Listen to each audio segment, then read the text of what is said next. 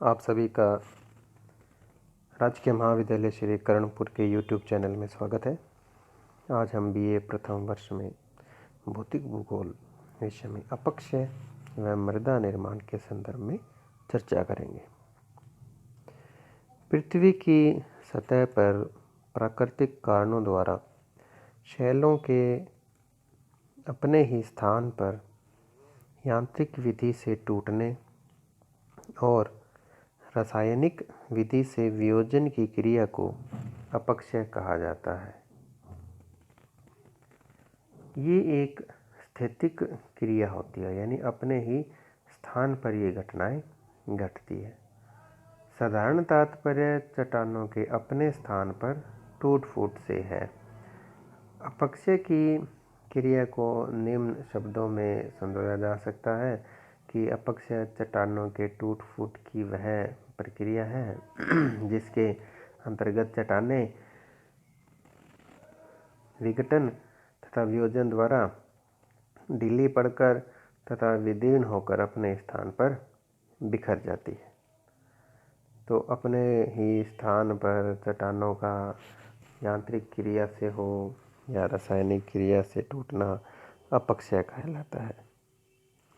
अपक्षय को नियंत्रित करने वाले कारक, जैसे किस प्रकार से अपक्षय नियंत्रित होता है, चट्टान का संगठन कैसा है, यानी चट्टान की जो परत है उसकी स्थिति कैसे है, वो लंबवत रूप में है या ऊर्ध्वाधर रूप में है। और क्योंकि उससे क्या है कि लंबवत स्तर के कारण उसकी जो टूटने का गुरुत्व के कारण नीचे की ओर खिसकाव प्रारंभ हो जाता है। क्षैतिज रूप से फैली हुई चट्टान का संगठन अधिक होता है। और अगर चट्टानों की संधियों का यांत्रिक अपक्षय पर सर्वाधिक प्रभाव पड़ता है। अधिक संधियों वाली चट्टानों में शीतोष्ण कटिबंधीय भागों में तुषार के कारण विस्तार तथा संकुचन होता रहता है। फिर है कि स्थल का ढाल कैसा है। ढाल यांत्रिक अपक्षय तथा मुख्य रूप से अपक्षय से जो उत्पन्न चट्टान चूर्ण है उनके सरकने को सर्वाधिक नियंत्रित करता है। और यदि किसी भी स्थान में चट्टानी भागों का ढाल खड़ा है तो चट्टानों में ढीलापन आने से चट्टानों का जो टूटना है टूटकर नीचे सरकना प्रारंभ हो जाता है। यदि अपक्षय से उत्पन्न सामग्री का शीघ्र स्थानांतरण हो जाता है तो अपक्षय की गति और अधिक प्रबल हो जाती है। जलवायु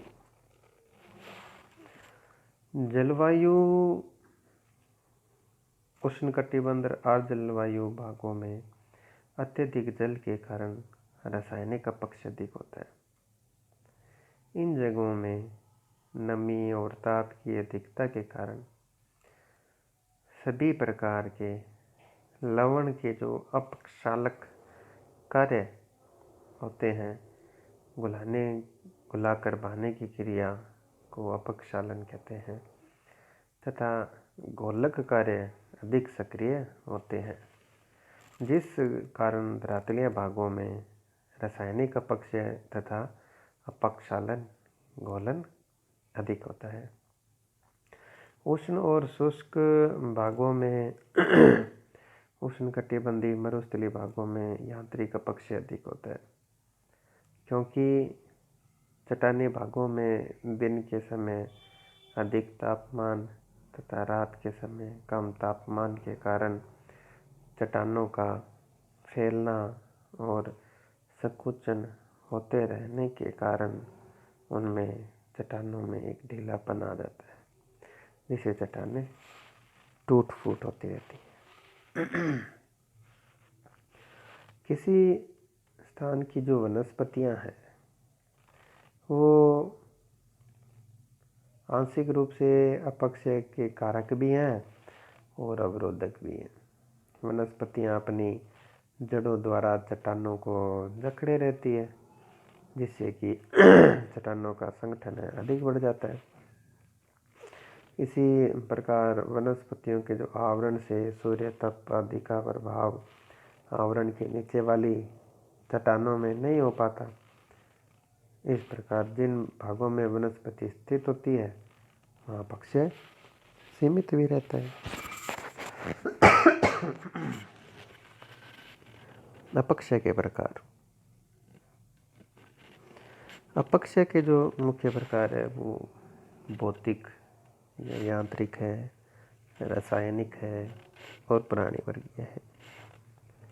भौतिक अपक्षय में जैसे पानी के द्वारा, सूर्य ताप के द्वारा, तुषार, वायु या दाब। भौतिक अपक्षय में क्या होता है कि तापमान के कारण बड़े बड़े टुकड़ों में विघटन हो जाता है। तापमान के कारण छोटे छोटे कणों में विघटन होता है और तापमान और वायु के कारण चट्टानों की ऊपरी परत हवा के रगड़ से उधेड़ने लग जाती है। इस प्रकार की उधड़न की क्रिया को अपदलन कहा जाता है। ताप और दाब से चट्टानों का टूटना होता है। इसी प्रकार जो रासायनिक अपक्षय है उसमें जल में जो घुली हुई गैस होती है उनका महत्वपूर्ण रोल होता है। जैसे उन रासायनिक अपक्षय क्रियाओं को ऑक्सीकरण, कार्बोनेशन, डिसिलिकेशन, हाइड्रेशन आदि के नाम से जाना जाता है। फिर आता है प्राणी वर्गीय अपक्षय। प्राणी वर्गीय अपक्षय में हमने देखा है कि प्राणी वर्ग में हम मान लेते हैं वनस्पति, जैविक, मानव। वनस्पति के बारे में हमने पढ़ा कि कई बार जो वनस्पति है वो अपक्षय को बढ़ावा भी देती है और कई बार वनस्पति से जो अपक्षय है वो रुकता भी है। तो ये सारे जो प्रकार हैं ये अपक्षय के हैं। इनमें मुख्यतः बात यह है कि अपने ही स्थान पर टूट जाना अपक्षय कहलाता है। फिर है मृदा का निर्माण। मृदा कैसे बनती है? चट्टानों के विघटन और वियोजन से, अपक्षय से जो ढीले पदार्थ भूपृष्ठ पर मिलते हैं उन्हें मृदा कहा जाता है। मृदा में कई स्तर होते हैं। आकारिकी, भौतिक, रासायनिक संगठन तथा जैविक विशेषताओं के दृष्टिकोण से जो पदार्थ हैं वो अलग अलग होते हैं। मोटाई के आधार पर दो भागों में विभक्त करते हैं। वास्तविक मृदा जो कि ऊपरी मृदा होती है, यह मिट्टी की सबसे ऊपरी भाग को प्रदर्शित करती है।